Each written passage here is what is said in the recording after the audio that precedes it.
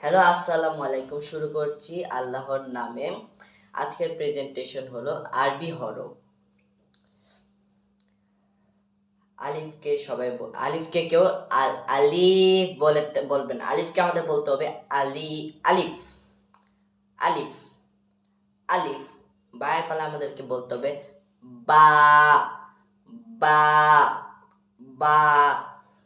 তার পালা আমাদের বলতে হবে তা তা তা।